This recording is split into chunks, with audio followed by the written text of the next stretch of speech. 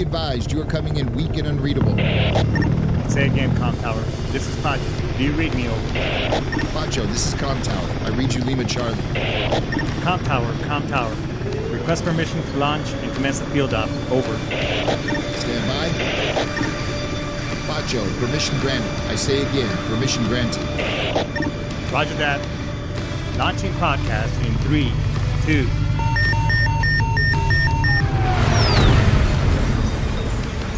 You are now entering the field op with your host, Pacho Correa, Chief Warrant Officer 3, United States Marine Corps retired.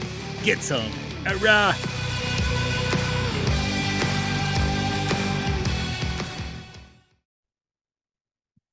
Hey, what's going on, everybody? Welcome to the field op. This is the makeup show for last week. As we move forward, as we're moving forward, everybody, just keep in mind, all I ask is that you're a little bit, semper gumby with me in regards to, the venues, how we produce this show. Nonetheless, hey, Baby Friday, I'm not gonna say it's Baby Friday upon us, Friday Night Eve, all that good stuff. Goddamn, is the weekend, because obviously, this is the makeup show. Nonetheless, hey, this show, we're here to provide information, help you grow, and obviously, me being in the line of work of helping people and sharing information, I thought that this show would be important as well. Uh, this show is also brought to you by the VA. The system is not perfect. I know you've heard me talk about it before in the past. However, if you learn the system and learn how to utilize it properly, you too can reap the benefits of it.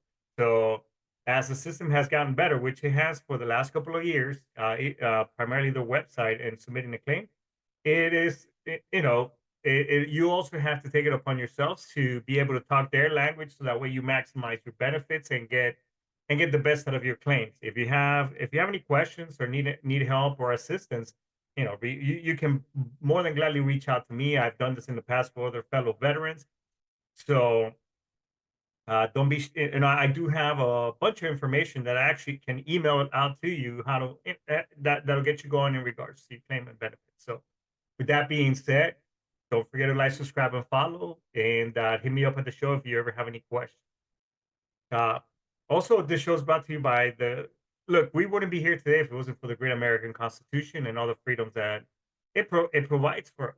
I mean, no other nation, and I've traveled around the world quite a bit, not just with my time in the Marine Corps, but also my off-duty time is one of the things that I do. And I am an immigrant myself, so I know what it's like to grow up somewhere where, there isn't, and I've seen places where it could be a lot worse. So while things may not be perfect, it is the best country to be in. So, what am I saying is that, hey, this show, we support the right to bear arms, freedom of speech.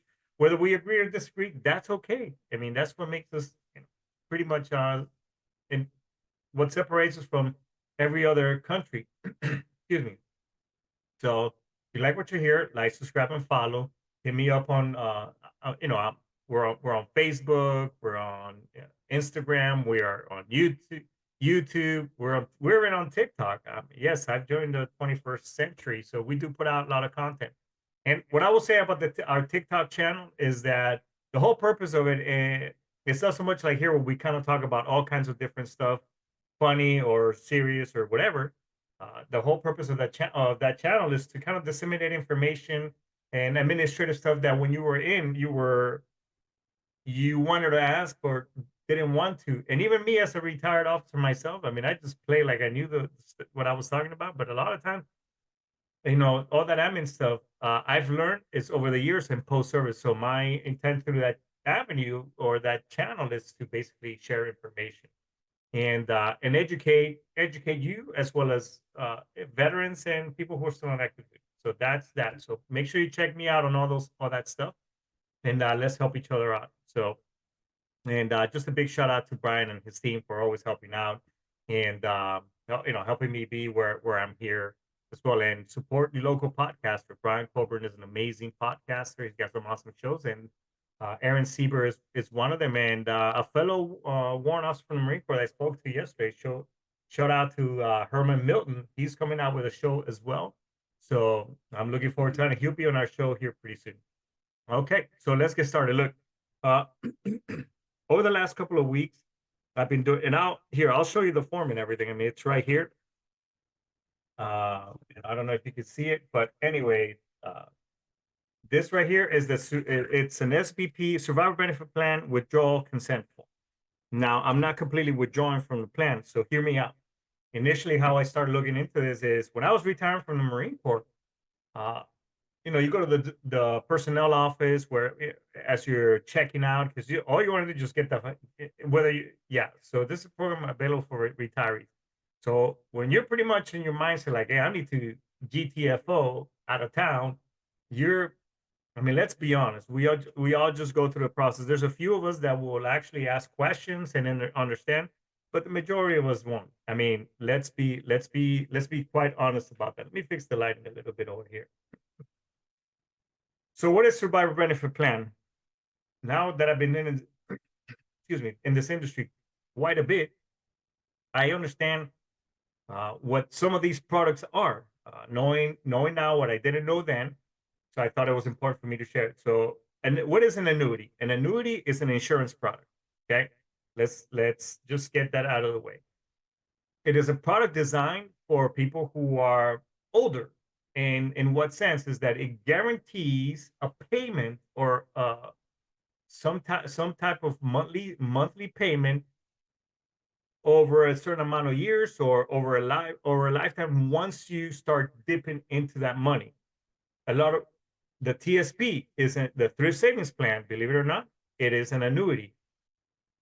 You put in monies for a certain amount of period while you're in the Marine Corps, and then once you retire, you can start, not once you retire and not from the military, but once you reach retirement age, anything above 59 and a half, you can dip into that money and structure it in a way or start receiving income.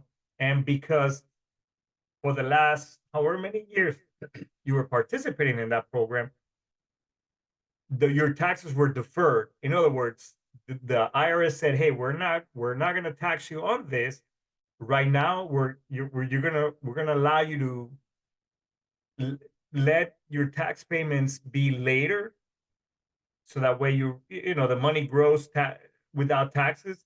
However, when you reach retirement age and you start dipping into this money on a monthly basis, taking a monthly payment, we're gonna tax you at your income rate. So it's 20%, whatever the case, 20%. Now, if you draw that money out early and you use it for whatever it is, because you weren't 15, unless you have a life-changing event, and that could be had a death in the family, medical issues, or the medical issues of a loved one, which immediate loved one, child, wife, and such, or you want to buy a first-time home buyer up to $10,000, so you can withdraw that money, but you got to put it back. Okay, that's the caveat without any tax implications. So, but you got to put it back. If you take it out, then obviously it's 10% penalty from the IRS, and then at regular income rate, and it's going to be charged for that year. That also is going to count as income for that year on that tax year. Just some of the things that keep in mind. So if you have any further questions, you can research this yourself, and then hit me up, and we can talk a little bit further about it. So, all right, so it's an annuity is the bottom line. It's an insurance product. And so some state retirement plans also have these things, here in Florida retirement system. So teachers, firefighters, it could be the California retirement system, DOD. Again, these are all insurance plans. Yes, they are. So, and unlike the Marine Corps, on these plans, once you're vested and you put in the certain amount of years, you can opt in that, hey, this retirement plan is for myself and my husband or my wife or whatever your spouse, your significant other, and that you start getting an income once you decide, hey, I'm going to start taking I'm retirement age, I'm going to start taking payments of this. So that money is going to be in there. Now you could take an option where, hey, if I die, then that income keeps coming in for my spouse until they pass away and it's done. Or if you have a disabled child, in the family that, hey, if something happens to me, then my disabled child has some type of income for the rest of their life and whatever. So in the case of the Marine Corps or the military, as survivor benefit plan, it's not a product for yourself. It's for your loved one, your spouse. So I've been paying into this for the last 10 years. To participate in this program, you got to pay into this program for 30 years. Okay. So so you're paying and you're buying accumulation units is what they call it in the industry. Okay. So you're putting into this program for 30 years. So in my case, I retire around my 40, around 40. So by the time I'm in my 70s, then I'm fully vested and that money has grown. I did the math, it would be around $90,000.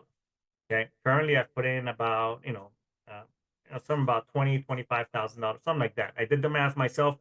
I was doing it, hey, 12, I did, it's just an easy multiplication. How much you're putting in monthly times 12, then times the years, and it'll give you that figure. Easy calculate. Okay. So as I was looking into this, and then I called DFAS myself and I asked the question, hey, if I withdraw from this program, I've been paying into this for the last 10 years. What happens to that money? They're like, well, it's a you're buying into the program, you're paying into the program. So if you were to completely withdraw, you don't get that money back. The DOD keeps that money. Yes, they will keep that money. And I'm like, okay, and I even asked the representative, tell me this: a veteran that lives, let's say we have veterans out there who have, for whatever reason, they have something going, and they only depend on their retirement and whatever the VA compensates them to make ends meet. How is it fair that should they decide to opt out of this program, they don't get that money back? Well, sir, it's a pain. She kept repeating this over the phone. So bottom line, and at one point, it was just dead silent. So I pretty much knew I had her because this ain't fair. Now, the caveat to this is that make sure you do your own research and see what's the best option for you. Okay. Because some people's situation is completely different.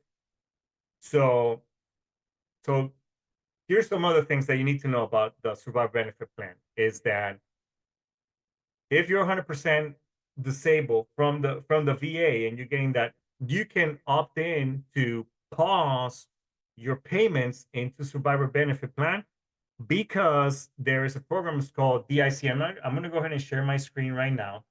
That way you can see exactly what I'm talking about.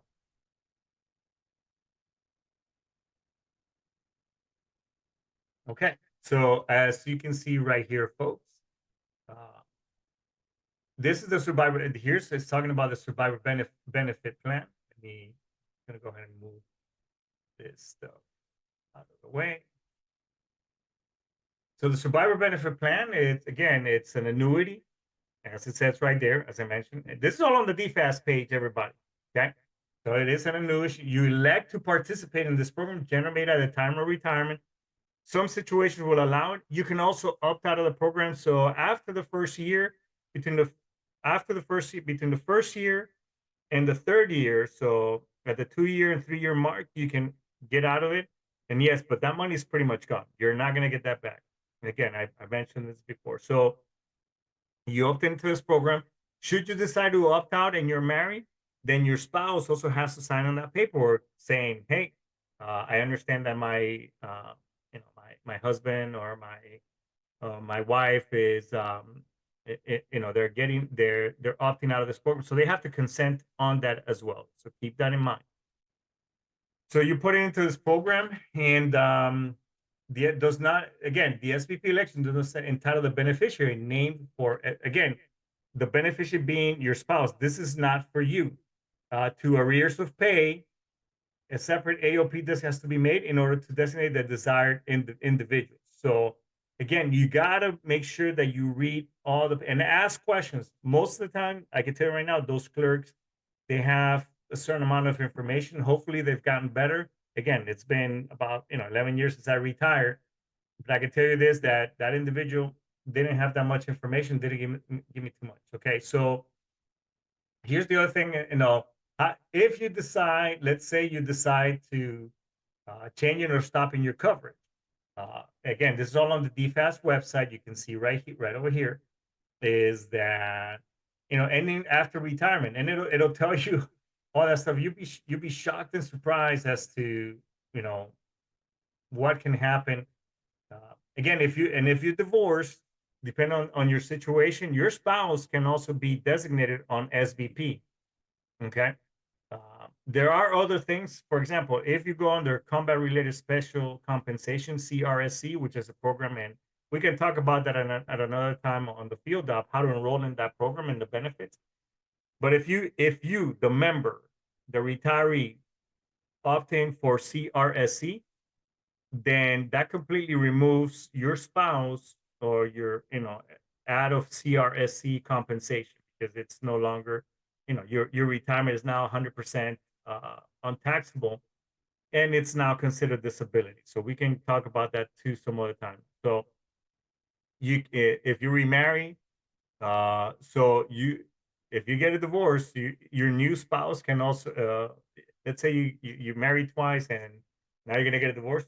Your new spouse can also go after you SBP as well. Just keep that in mind. You have a child, and there's a lot of, yeah. You can also opt in to cover them under this program. Again, if they are, if, kind of like insurance, if there's a change in your lifestyle, okay, but you got to call, and like it says right here, within 1 year, you got to call DFAS. You must notify DFAS or you to decline coverage for your newly acquired spouse within 1 year of the marriage. You do not need your spouse's consent. So again, you can, there's a lot of good information on here that you got to educate yourself.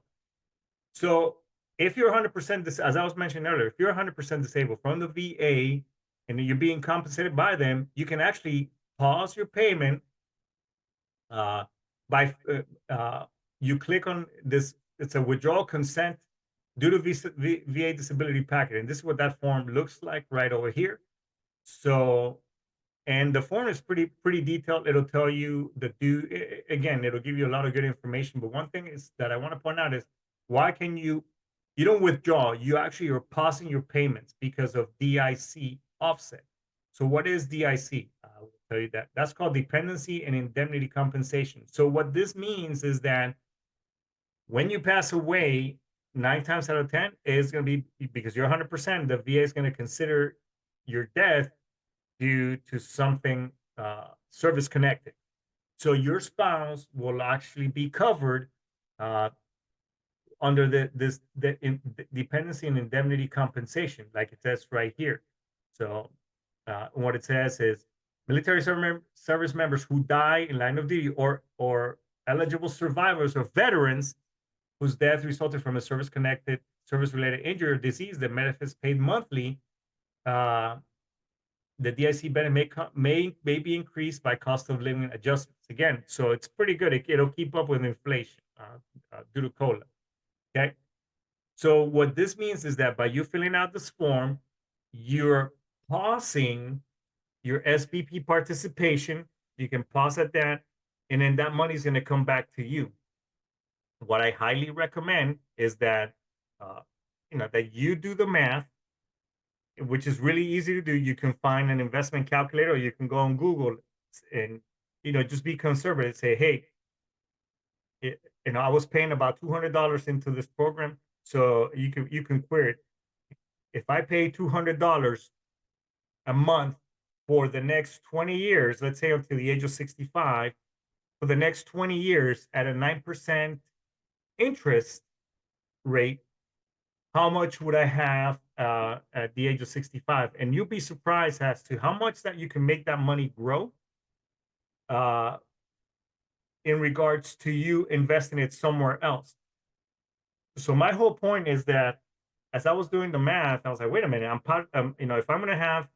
if I put in $90,000 by the time I'm in my 70s, and this is not a variable annuity, by the way. A variable annuity is another insurance product that varies with the market, so it somewhat keeps up with inflation. These are just fixed, so your spouse does not really,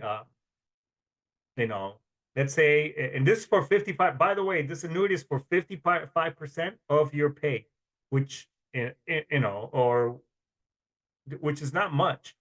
So if they're dependent, God for again, if who knows if Social Security is going to be around in the next couple of years? I mean, let's be real.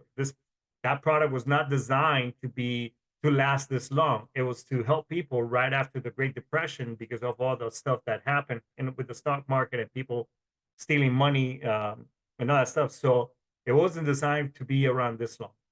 Okay. If you don't believe me, do your research and educate yourself. Okay. So let's take in consideration that Social Security is not around. 55% of your pay, whatever that is, that's not much. So you gotta do. So if you have control of your money, in my case, is hey, I'm gonna pause this. I'm gonna grab that money. I mean, I'm gonna be educated. No, actually, I'm gonna be disciplined and grab that money and put it in a vehicle that will give me much better return in this whatever that may be, an IRA, a Roth IRA, a mutual fund, whatever. Again, I am licensed in the industry, and if you have questions, please feel free to reach out, and I will educate you on it. So you can put that money in that and have control and put it in something that's going to give you a much better return. That if I need to dip into that money, I can do it, and that money is mine. I'm not going to give it to the DOD or Uncle Sam for them to keep. And by the way, I also asked, hey, what happens if my spouse die, if I survive my spouse and I've paid into this thing, I'm in my 70s, my spouse dies early. Now I have a beneficiary. What happens to that money? You're pretty much asked out is the bottom line. So they keep that money. Again, this program you opted in was for your surviving spouse. So if you outlive all these people, that money is gone. You don't have that, and you cannot dip into this money. So does that really make sense?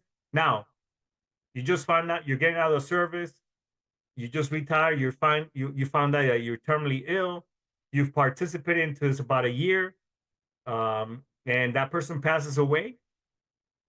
Does it make sense? Yes, because now that spouse, even though this individual, that service member participated into this program a year or two or three, whatever, now that spouse, that's right, has something for the rest of their lives, and that's good. In this case, yes, that is a good choice. However, in my opinion, if you're pretty healthy, you can do a lot more things with that money. Again, the keyword is being disciplined. You could do a lot more with that money and put it into something that's gonna do much better for you and give you much better. Again, you have in one scenario, DOD has control of your money. You're putting into this. You survive your spouse. They keep the money. Something happens. You wanna, you have a medical emergency, whatever. You cannot dip into this money. So again, by you filling out this form, so me being 100% service connected, I am pausing payments into this because the VA is going to compensate my spouse, my wife, on this program. So I'm going to be disciplined and put in this money. Now, here's the other caveat. Let's say the VA, for whatever reason, decides to lower my rating from 100% permanent total to whatever. Then you have what this paperwork says right here. We're going to scroll down. Again, you got to read the entire paperwork. You have a year. It says, in this line right here, it says, if your rating is reduced, the coverage can be reinstated by you only if you request it within 1 year of the effective date of the reduction VA disability rating less than 100% total. Okay. If you do not request the coverage to be reinstated or your disability rating is never decreased, then the surviving spouse will be entitled to a refund. So what this is of premiums paid at the time of the member's death, and they will not be entitled to a monthly annuity payment under SBP. So let's say, two scenarios here. VA reduces you. You're no longer 100% total. You're something less. You have a year to call DFAS and say, hey, I had paused my SBP payments. I had filled out the form, and I paused my payments, but the VA now lowered me, so I would like to continue participating in this program. So now you keep your money's paid in until the VA gets you back to 100%, and then you can opt out again, whatever. But in this case, you're opting in within that year window. so that way your spouse has something. Does that make sense? And you can do that, or you can just let it go, and then you keep investing that money on your own, which is what I would recommend. What this also says in here is, if let's say if nothing happens, the VA never reduces you, then your spouse can go in here, can call DFAS and say, hey, my husband or my wife, um, had SBP, but I'm being compensated by DIC. All the premiums that they had put into it, I'd like to get them back. They're entitled to getting those premiums back, a one-time lump sum, and that is it. That is it. They just don't get the monthly payment uh, under as survivor benefit plan. Okay, does that make sense? If you have any questions, just hit me up and I'll explain even further. So they can't. That's the only way they can get that money back. Okay, is if you pass away, and then your spouse calls DFAS and say, hey, he was participating on SBP. I know he made 10 years worth of premium payments. I like to get that money back. So then they'll get that money back, and they just don't get SBP. VA will cover them. This is 100%. That is the only way to get that money that was in there. Pretty much it. If you opt out and you walk away from this whole thing, you're pretty much saying, hey, by the way, keep all that money. So at the end of the day, I just don't find, unless you have some extenuating circumstances as you're getting out of the service, it is a good thing to participate. Other than that, you could if you can find much better products out there that's going to give you much better returns, instead of, and that money that you or your spouse can actually touch and have. So, and here's the form right here. I'll scroll a little bit down. Be very careful when you're filling this form out. If you're 100% permanent and total, then you just consent. You're going to fill out only part 1. You're consenting for VA disability rating. So DFAS is going to get with the VA and verify, yep, he's 100%, he or she are 100% permanent and total. And then they're going to go ahead, okay, he or she can pause their paid participation in SBP, because the VA is going to pick them up DIC. If you fill out part 2 and your spouse signs part 2, at the bottom of part 2, so if you fill out this form completely, you are basically completely opting out. So if you participating for the last 10 years, like in my case, it wouldn't be a good thing. Now, again, I'm just going to pause my payments, grab my money, and do something with it, and get invested, because I've been put into it. I just don't want to I want to ensure that at least she has that one lump sum payment, should I ever pass away, and basically I'm not walking away from this money. So if you're kind of like that, that's what I would recommend. I also recommend that you call DFAS, their 1-800 number, which is at the front of the form, right over here, and verify that, hey, I faxed this form in. Is it good to go? Is it correct? And then get a name, or here's the phone number. I can tell you this: it's a pain in the ass to call them. Yeah, it's a bunch of numbers that you gotta press. Option 4, then option. If you're the retiree, press up until you get survivor benefit. Until you get it down to survivor benefit, then you can talk to an operator. I'm not gonna talk. I'm not gonna lie that the system is easy. And you can walk away from all that.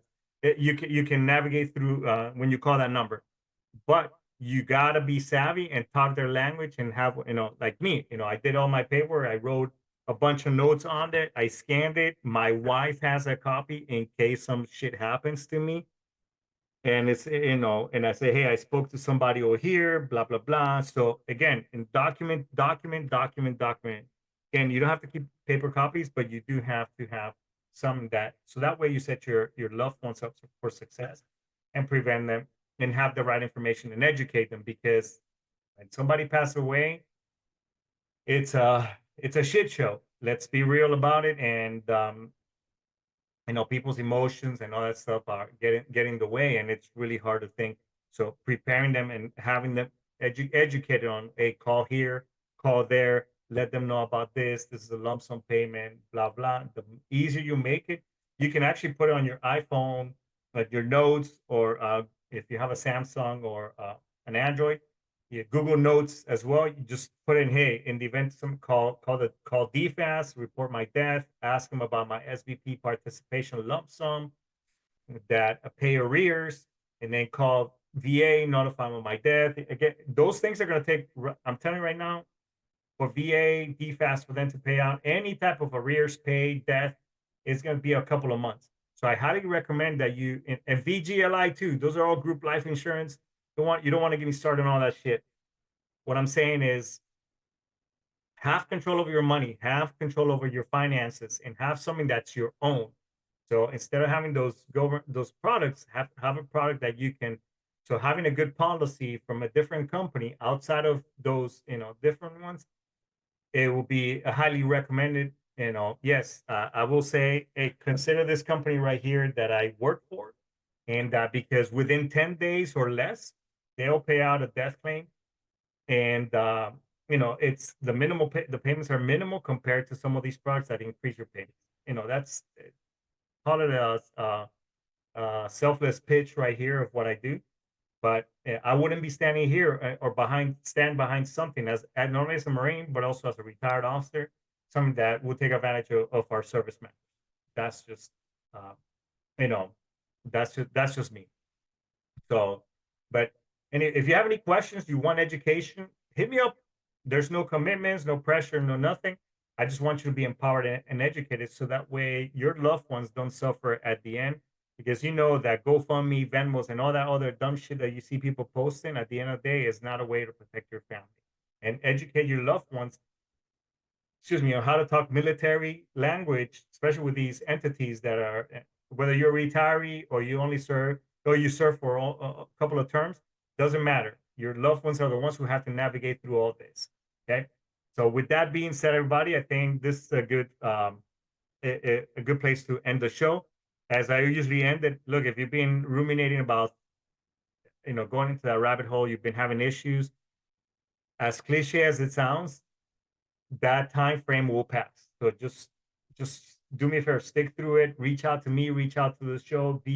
There's military, military one source, TRICARE, suicide hotlines for the VA, or just the regular suicide. Just call somebody and just stick through it. The time will pass, because nobody here wants to speak at your eulogy unless you died of natural causes. Let's be honest. So with that being said, everybody, thanks so much for your time. Ice mask, Daisuke, and I'll see you next week. Yeah,